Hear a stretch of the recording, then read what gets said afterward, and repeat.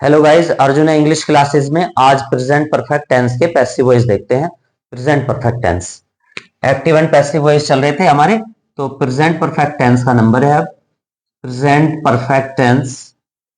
ये वो वाला टेंस है गाइस जिसमें चुका है, चुकी है, चुके हैं, लिया है, दिया है, आता है, इसकी पहचान होती है। और इसके एक्टिव की हेल्पिंग वर्ब लिखते हैं has and have. Third form of the verb is used in active voice also. इसकी एक्टिव वॉइस में भी है थर्ड फॉर्म आती है और पैसिव में तो आती है थर्ड। पैसिव वॉइस की हेल्पिंग वर्ब देखते हैं has been, have been plus third form of the verb. Rule लिखते हैं पैसिव का, अफर्मेटिव का रूल। ये अफर्मेटिव का रूल है पैसिव का। First of all object, then helping verb, after that third form of the verb by plus subject. हर tense में सेम रूल है पैसिव वॉइस का। चलो स्टार्ट करते हैं। This is the first example, she has made a mistake. उसने गलती कर दी है। स्टूडेंट्स, ये बोर्ड एग्जाम में आया हुआ है कई बार example, she has made a mistake. Passive voice बनाएंगे। पैसिव वॉइस किसी भी टेंस का हो, ऑब्जेक्ट इधर आ जाता है, सब्जेक्ट उधर चला जाता है। She has made a mistake का हो जाएगा अ मिस्टेक इधर लिखेंगे क्योंकि ये सिंगुलर है, मिस्टेक अकेली है, सिंगुलर है। तो पैसिव वॉइस की हेल्पिंग वर्ब हैज बीन का यूज करेंगे, a mistake has been. After that third form, ऊपर से थर्ड फॉर्म लिखनी है बस हमको। मेड सेम टू सेम आएगी, a mistake has been made by, she will change into her. She का इधर हो जाएगा her. Let us see one more example, we have written an essay. हम एक निबंध लिख चुके हैं। एन एस से इधर आएगा, एन एस से। आफ्टर दैट हैज बीन, वो क्यों आया? क्योंकि एस से सिंगुलर है। राइट की third form written, N S से हैज बीन रिटन। फिर बाय आएगा, देखो इस रूल के अकॉर्डिंग हम चल रहे हैं। After that subject we will change into us. We का पैसिव में हो जाता है us. Let us see one more example, the washerman has not washed the clothes. धोबी कपड़े नहीं धो चुका है। वॉशरमैन सिंगुलर है इसलिए हैज आई है। अब पैसिव बनाते टाइम हैज आएगी या हैव आएगी, हैज बीन आएगी या हैव बीन आएगी, वो इस पे डिपेंड करेगा ऑब्जेक्ट पर। एक्टिव में तो सब्जेक्ट के अकॉर्डिंग हेल्पिंग वर्ब है, पैसिव में ऑब्जेक्ट के अकॉर्डिंग हेल्पिंग वर्ब लगाई जाती है। The clothes is plural, clothes तो प्लूरल है, ज्यादा कपड़े हैं, so we will write are. Are नहीं, have been. The clothes have been. After that सबसे पहले हमने ऑब्जेक्ट लिखा clothes, after that helping verb, then third form of the verb. Washed की थर्ड फॉर्म वॉश्ड ही होती है, ऊपर से सेम टू सेम लिख लिया हमने। After that by, the clothes have been washed by the washerman. Washerman same to same इधर लिख देंगे, सब्जेक्ट है क्योंकि ये। Let us see more examples,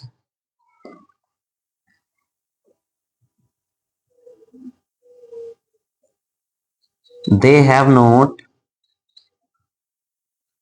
eat की थर्ड फॉर्म ईटन आएगी, they have not eaten some fruits।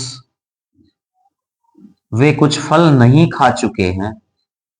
Passive voice बनाएंगे, some fruits will come this side, some fruits क्योंकि ऑब्जेक्ट है, some fruits have,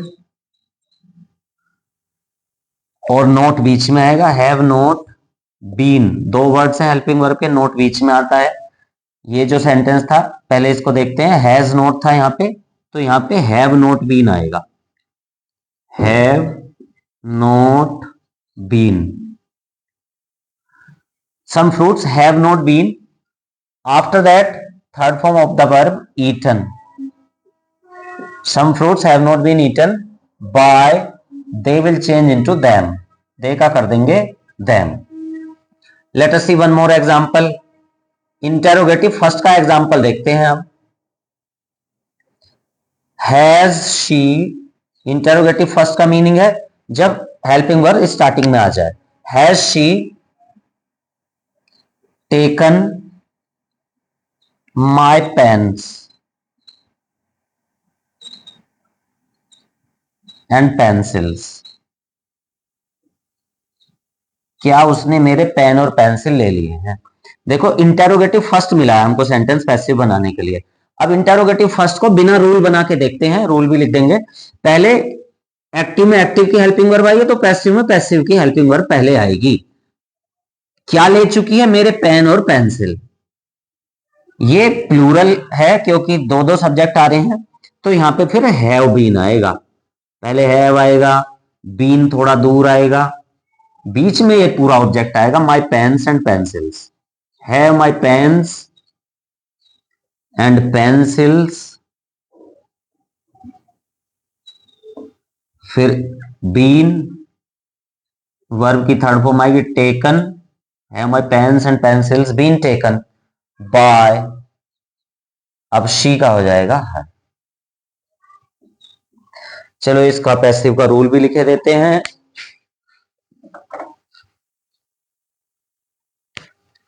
interrogative first का passive का rule लिखते हैं। सबसे पहले हम हेल्पिंग वर्ब का यूज करेंगे, हेल्पिंग वर्ब का भी first word, after that object, उसके बाद हेल्पिंग वर्ब का सेकंड वर्ड का यूज करेंगे, मतलब been, then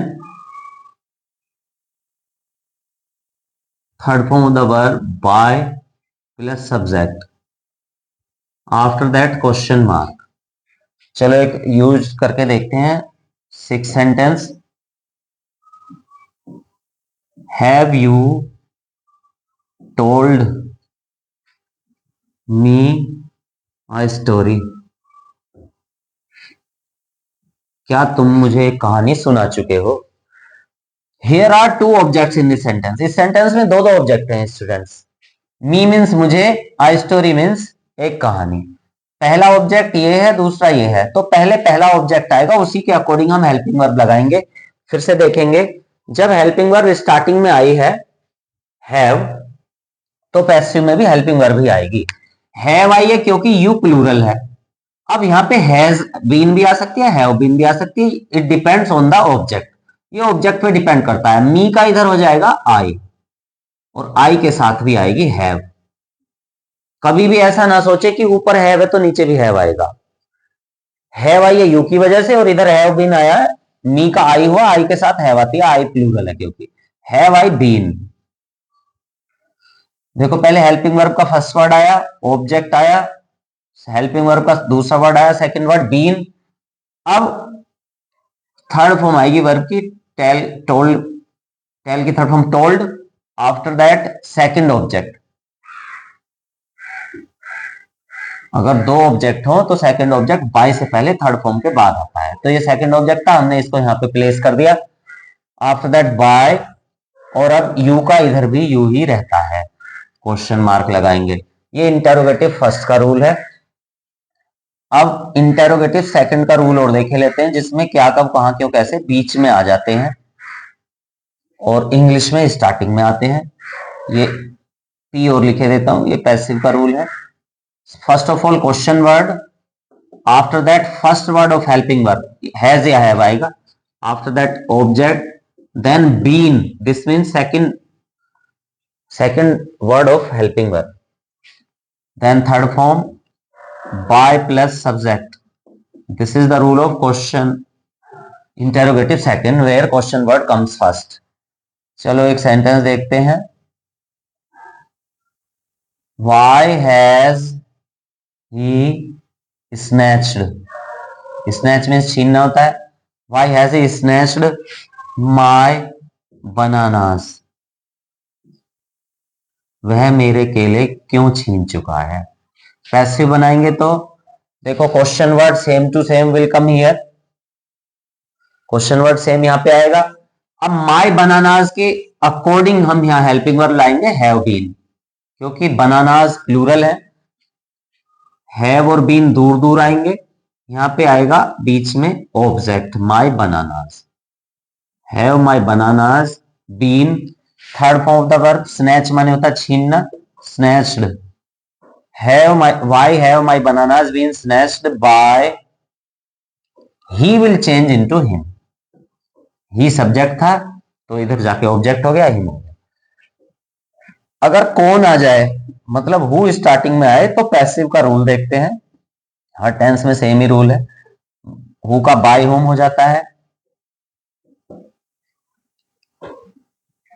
after that first word of helping verb has या have, after that object, second word of helping verb been मतलब,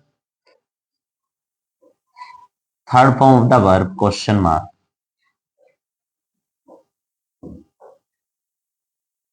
who has seen the wind, हवा को किसने देखा है, who has seen the wind, हवा को किसने देखा है, पैसिव बनाएंगे तो हु का कर देंगे बाय होम, आफ्टर दैट हवा अकेली है या सिंगुलर है तो हैज बीन आएगा, दूर दूर, बीच में आएगा object, how by whom has the wind been, third form of the verb scene.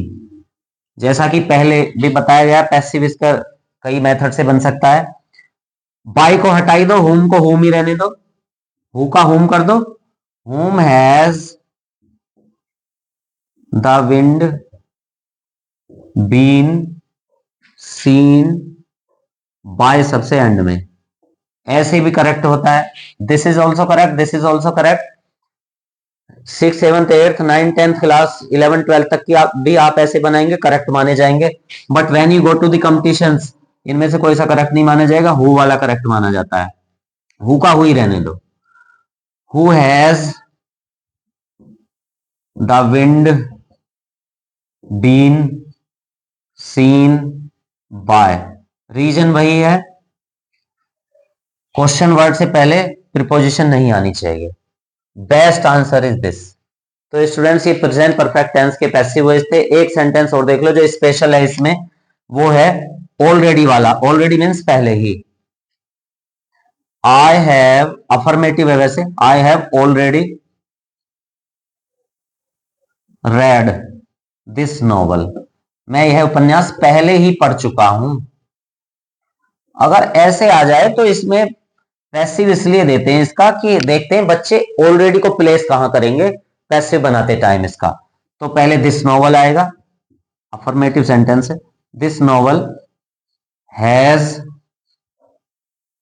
Been, already adverb है तो बीच में आएगा दोनों के, हेल्पिंग वर्ब के दोनों के बीच में आएगा, दोनों वर्ड्स के, दिस नॉवल हैज ऑलरेडी